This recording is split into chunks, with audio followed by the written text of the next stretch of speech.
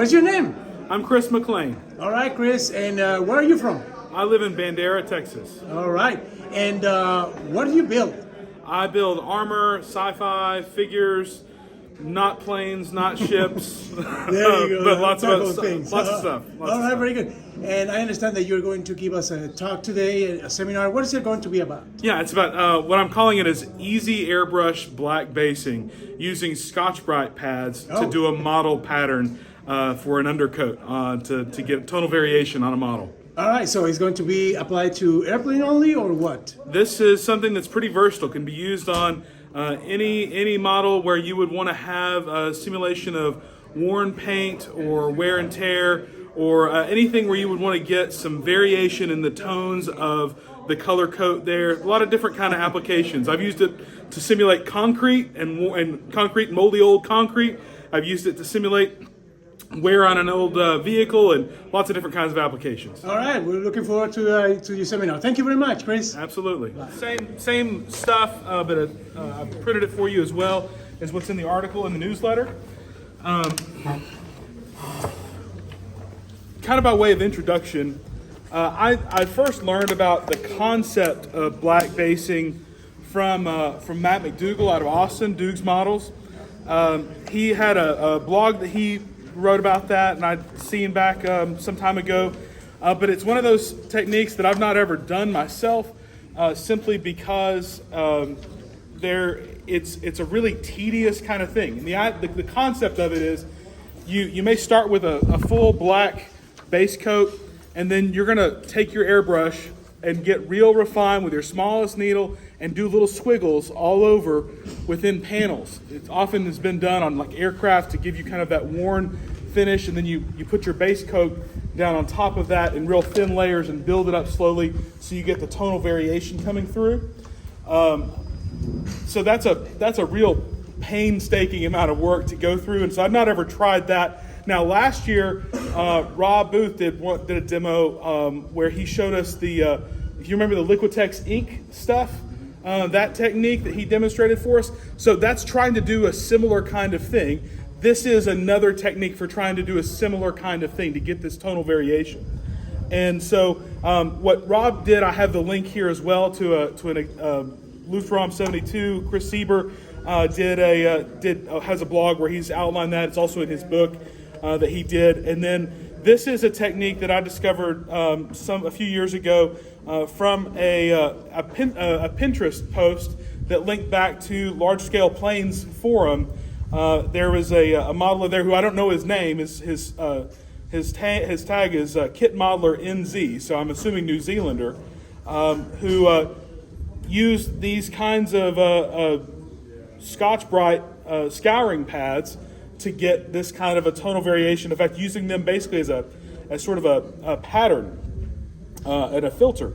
And so what I have sought to do is to test that out and try to refine that and explore some other ways that maybe you could build upon this and incorporate it into your building. To get a sense of, by way of comparison, Brandon, I was talking about that original black basing technique.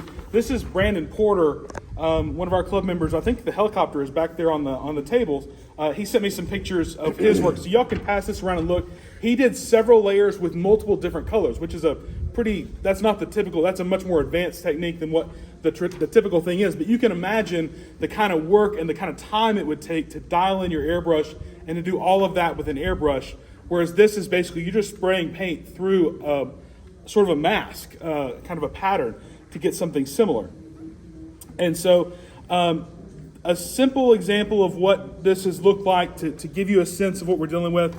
Here on this, I've got some pictures of this car body and this base that I have done using this, where this is a black base with a white being sprayed through this kind of Scotch-Brite material to get that kind of variation. And then I've sprayed the metallic. This is actually just like a gunmetal color.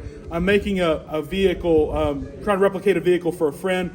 And it's an old, worn out, the paint's not fully peeling off, but like the clear coat's peeling off, and it's going to be real dirty and stuff. And so to have that tonal variation all over this finish, even with what would be a car color was going to be a handy thing to have as a base. So you can kind of see how some of that shows through. Now the lighting's not great in here, but if you kind of show this around, you can see, y'all can pass this around and take a look at it. And then this is a base that I made using this technique. I took styrene that I scribed hexagon pattern into, and then I've got photos of each step of the process. So I started with a gray base coat, sprayed through black through this, and then built up slowly multiple layers of very, very thin concrete color till I got to something that I could use as a base to then do extra effects and groundwork to have a lot of old concrete kind of a look to that. And so y'all can also pass this around. I will tell you, this has got some static grass kind of stuff on it. So as you're handling it, handle it by the wood so you don't accidentally smash the grass and stuff there.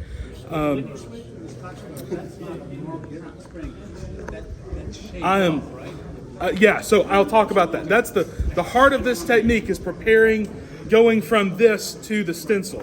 So let's see. So let's talk about the materials here. So I went in Walmart. You can pick up, Walmart has its own brand of this stuff. Scotch Brite is the name brand. The traditional, typical one, the one that my mother used in the kitchen growing up was the green. That was what I was most familiar with, so that's what I've started with. That's what I've used the most. There's also a blue non-scratch version of it. And then there's, of course, the Walmart, Great Value brand. And here's what I've discovered. These are the same price. It's really expensive stuff to get a hold of. One package of 3 pieces costs you a whole $2.62 plus tax, okay? And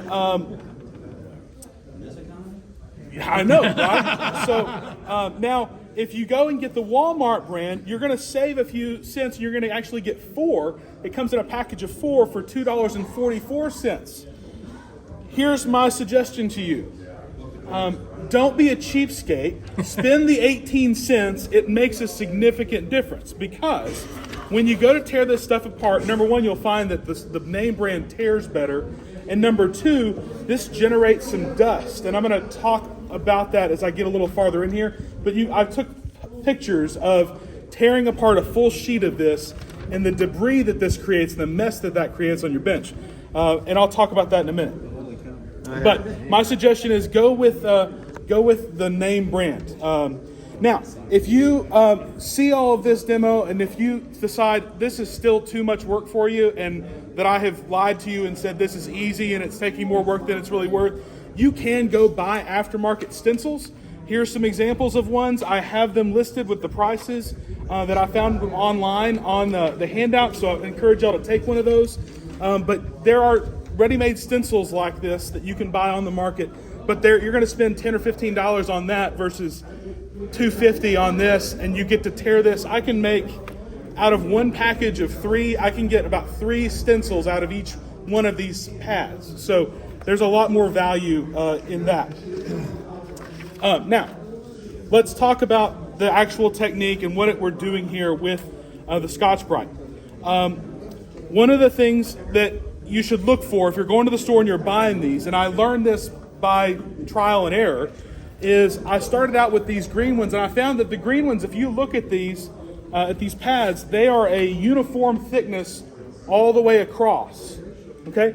The blue ones, at least the package that I picked up, are not. They are thicker on one end than they are on the other. If you compare, you can see it's it's significantly thicker on this end than it is on this end. And because if you're careful, you can use one pad to make up to 3 stencils. You're reducing your use across time there. Now, again, $2.62 a package, so it's not that big a deal. But I noticed that, and I wonder if that makes a difference in terms of actually doing it. Now, what your goal is to take and begin at a corner and peel across the thinnest possible layer you can of this material. And what you're going to try and achieve there is a really thin kind of web-like sort of pattern where if you hold this up against a white piece of paper, you see how you can see the light through that. Now, if you end up with some little holes, the holes are not a real big deal, but as you airbrush, try not to airbrush over the holes because you're just going to get a spot there, right, in whatever color you're using. Now, as I said, this generates some dust when you do it, and that's not a real big deal. I have found that there is a difference. As I sent that picture around, the cheapo brand makes the most dust. It's a real messy kind of a thing. The fibers are different than the name brand. I think the quality is different. I haven't played with them enough to have a real strong feeling about whether they would spray better or not, but my sense is that they would not work as well as the name brand. Now, the green ones, they generate some dust, but not nearly as much as this does. Then I discovered that the zero scratch version, almost no debris is created by these. I think because it's an abrasive that they're adding to the fibers in here that's not coming off because there's no abrasive in there, or less abrasive in there. So on that picture, you can see there's very little there, and I'm going to demonstrate this for you. Now, don't freak out about this. It's just a little dust. You know, we create dust whenever we're sanding stuff and all that kind of thing. The main thing to know there is just don't do this over the top of your model unless you're going to have to clean it off. But if you are not familiar with them, get a desk vacuum. These are like $12 or $15 on Amazon, and it is just a really handy thing. Just to, you turn it on. I mean, they're charged by a USB, and you just sort of rub it around, and they pick everything up really well. Super handy for a lot of handy thing to have at your bench. Let me demonstrate for you what it's like to tear one of these. I've got some smaller cut pieces just for the sake of time, and I will show you. Let's see. So what I'm going to do is I'm going to start at a corner, and I'm going to really try and get the thinnest piece of this that I can possibly get. And you just have to take your time and go slow. I have found that it is a little bit rough on your hands to do this. If you do a lot of it, you're gonna, I mean, it's like working with sandpaper. Make a starter cut. You know, that's one of the things that I mentioned here as a possibility for trying to improve on the technique is to explore doing something like that, or using tweezers or something to save your hands. But if you're careful here, now I'm already starting to get a hole. So what I'm going to do is I'm going to go back to where I'm not, and I'm going to try and pinch up and pull a piece there to get back on track.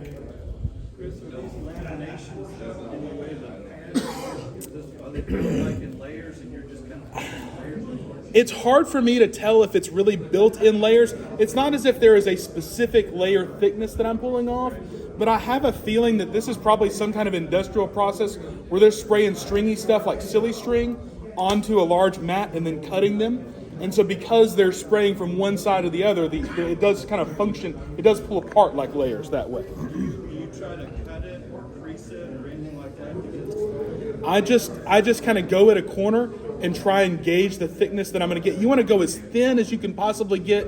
You want this to be as airy and as little bit of a pattern. You want to feel like you're spraying through a window screen when you go through this. So I'm doing this kind of quick, but you want to take your time and get a feel for the material.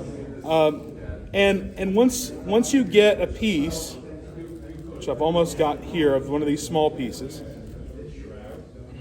Once you get a piece off, if you look at this and say, okay, well, here's a spot. I don't know if y'all probably can't see it very well, but here's a spot here where a little bit more material came up with it, so it's pretty opaque. I can tell I'm not really going to be able to spray through that, so you can actually go back through there and pick at that a little bit and pick off another piece and pull some of that fiber away from it. Again, you're generating a little bit of dust. I'm not generating it because we got the fan going, and so it's not. This is a small enough piece that I'm not getting a lot of the dust, but that's where this thing comes in handy. And so what you're going to get, y'all can pass this around. Y'all can pass around any of these. These are ones that have been used. This is one single pad torn into 3 pieces, so you can get a sense of how thin you can get this. Here's the piece that I just tore. Here's the blue one where I got 2 in sort of a third because it was not a uniform thickness. So that's, again, this takes some practice. It is rough on your fingers. The no scratch is predictably not quite as rough on your fingers, but it still takes quite a bit of dexterity and effort to get this peeled across. And that's part of the reason that I mentioned the aftermarket stencils as an alternative option. Question? Have you tried this or seen it referred to to tease it apart with a scalpel? Well, so I've not tried that, but I've wondered if that might be helpful. I was looking at the comments on the... Tried to cut through this with like a number 11 exactly, Yeah. but that would be an old rusty one. But Yeah. with teeth instruments might be a bit more... No, you might be... I mean, I cut these sections, apart. It cuts easily with an X-Acto, with the number 11 blade. I had whatever I've been using for whatever model I've been working on. So it will cut that way, but in terms of slicing off a layer, I've not done that yet. That's one of the things that I suggest on the third page of this document. Is something worth giving a shot to and see if you can develop a technique to do that well. When you're dealing with a ragged edge or with a spot, you maybe take scissors and go at it that way a little bit to pick off some of these pieces. But I pretty much just do this with my fingers. It's easier for me to be a little more precise doing it that way. It to be a little more random too. And it does end up being random. And the whole point of this is you want to have the maximum amount of randomness that you can get, because what you're trying to do is create a completely random modeled kind of pattern. And when you're doing this with an airbrush, the traditional black basing way, it's hard. It's easy to fall into just doing little squiggle circles or kind of thing. It's hard to actively do something that is random and that's going to look more natural. So that's what we're attempting at here. Now, when you start talking about, okay, I've got my stencil prepared, I'm ready to spray some paint, what do I start with? Does it have to be a black base? The technique, the original technique is called black basing. And that's what I started with in the case of this car body. Mr. Surfacer, 1500 black, sprayed that completely over this because I knew I was going to do a metallic over it, so you kind of think of a black undercoat. And then I used white to go through this stencil. You could also, in the case of this base, it was the Mr. Surfacer gray that I was spraying black onto. You can do whatever combination you want. The goal there is not so much what color you start with. That doesn't make a huge amount of difference, other than that white may not be as opaque when it goes down over black as black would be over white. Does that make sense? So if you compare this picture to these pieces where I just started with white sheet styrene, this is done with one of these green sheets that I'm sitting around. And this one, I started out doing this with a green, and I was getting at something kind of like this, where I had lots of big black splotchy patterns where it was going through the holes. And so I went back and refined it, used some white or some gray, and tried to model some gray models over the black spots. And so I've got examples of what that looks like. These samples here with overcoats. One of them is with the 2 color and one of them is with the 1 color. This is, after I had practiced some, this one I did with just one of the blue ones. And I found that, the effect is pretty much the same in terms of what you get, blue compared to green. But when I was more careful and when I was doing it one little spot at a time, and then going back over multiple layers, I got a little better, little more, I want to say a more uniform random pattern. I got coverage that was more consistent across as I was developing this pattern. So y'all can take a look at those. So I just had it whatever my normal spraying, there. I was using this and probably a 50-50 with Mr. Color leveling thinner at probably between 15 and 20 PSI. The main thing that you want to watch for is that your PSI is not so high that your paint is then going through and then spreading out underneath the mask. Doing it at a lower PSI, you're probably going to get a little starker color there. So just play with it, test it out, and see. What I found that I had to do was to look at this and find what is the spot on this pattern, this stencil that I've created, that has the most openings but is not a hole. Does that make sense? So you want to get the very least amount of fibers in the way, hold that as tightly as you can, with one hand to the model while you're spraying through it. Start with a little patch at a time. I mean, I'm talking less than maybe maybe a half an inch block, half an inch square, something like that. An inch might be too much. You could do that. You could do as much as you want to, but I find that the smaller pattern you work with, the less trouble you have with it getting fuzzy, and you can hold this tighter. You're actually touching the model with the pad. Holding the pad to the model. I'm not finding that there's enough abrasiveness to this that I'm scratching. Now, if you've just sprayed an area and then you scrape it across, yeah, you're going to get a little bit, some scratches through that fresh paint. But again, at that point, it's just more variation. It's not necessarily a problem, because you're going to lose most of what you achieve with this technique when you begin to put your base color down. Does that make any other questions at this point? Yeah. So even with it close, do you have any problem with, I'm wondering about when the matrix starts to fill up, do you get any problem with atomization or? So, I tried to kind of pay attention. I mean, this one is one that it's had multiple layers done through it. And if you look, it does look like there's some paint buildup there, but it's mostly in areas that I'm... On your target though? On the target. Any problem with atomization or? No, I mean, I'm spraying close enough, and I'm also using... I think I'm using the rapid thinner, not the leveling thinner when I was doing this, because I wanted it to go through and as soon as it hit that model dry and not spread out and ruin the sharpness of the effect. So I'm spraying. I mean, I'm this close. I'm spraying very close. I'm not spraying from far back here because I'm trying to do a very small controlled area. That's why you're holding it close. And I'm holding. Yeah. No, if you can get the pattern here on the Scotch-Brite to physically be touching the surface, then you're going to get the sharpest pattern, and that's what you want. I mean, now, unless you want it to be more fuzzy, you can do that too. But what I'm looking for is y'all pass this paper around and look at it. I want to get a webby kind of look to this, and so that's what I'm trying to achieve with it. Yeah. The needle size matter? You want to go pretty wide? No, not for this. Not really, because it's like you're thinking about how you would lay down a primer coat or something like that. I mean, you don't want to have like a spray gun, But I'm probably using a 0.5 needle, a pretty large needle. 0.35 is going to do fine. That really just controls how large of a space can you spray at one point. And so that's kind of your preference. Chris, Yeah. can it be adopted for some weathering, like rust or anything like that? Yeah, I mean, I think this is a great base for rust, like what Dana's done on his car back there that he showed us in the whips before. To be able to use something like this to get that tonal variation of worn paint or those sort of things, I think it has some utility in that.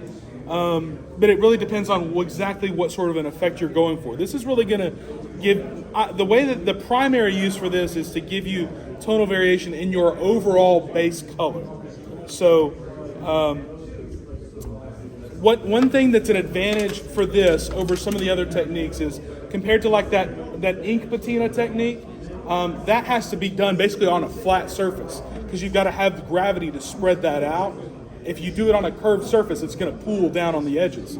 That's one of the things that's handy about this is you can do it over a curve. You can hold this pad over a curve and do it on all of these different surfaces. Hey Chris. Yeah. These things here, you've got, one says green 2 color, one says blue 1 color. Yeah. I see they're really different. What does that mean? So the 2 color is wherever the large ones are.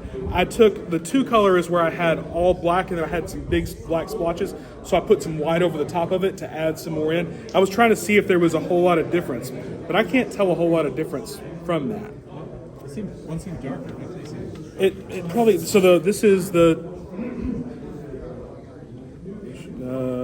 this is the 1 color. So the 1 color is darker where I went and put some white back over the top. And I think I got maybe that's why that's a little lighter, because I put some white back over the top of that black to restore some of what I lost when I had kind of holes in the Scotch-Brite that I sprayed through. It wasn't very refined. So as you do this, technique-wise, think about I'm always going to be moving around. You don't want to just do the same pattern all over, or you won't get randomness. But you want to turn it or use different spots on this whole thing. You're going to get paint on your hands. Wear gloves if that bothers you. But that's how I found it works well. Now, whenever we start talking about what do you do once you've got your models on there and you're going to put your base color on, this is where you have to be careful or you're going to lose all of the work that you've done to achieve. And so whatever you think of as the normal amount that you would dilute your paint, you might think about diluting it multiples of that, okay? So on these samples, for consistency, this is 1 part Tamiya and 1 part Mr. Leveling Thinner. 4 parts Mr. Leveling Thinner to 1 part Tamiya paint. Okay, and then this represents about 4 coats, 4 to 5 coats to get this. And actually, for most of these samples, I wasn't perfectly happy. I actually went back and did some more samples to try and get more. I find that the darker your color, olive drab, was hard to get it where it showed through, but not too much, it was way easy to overdo that. Dunkelgelb or that dark yellow, German dark yellow, lighter colors, they're easier to get to preserve that. But you can see the difference whenever you look. Some of these I have a strip of the white, so you can kind of see what the difference is in how that came out. So just know that if you're doing this right, you're going to be putting down 5, 6, 7, 8 layers of very, very thin paint and building this up slowly. And I would say to you, when you get to the point that you begin to think maybe just 1 more layer, stop. In fact, 1 more layer, I can tell you from experience doing this, I stripped this green one and repainted it. 1 more layer may be too many already. Because here's what you have to think about when you're doing this. And this is something I learned from Stan Spooner.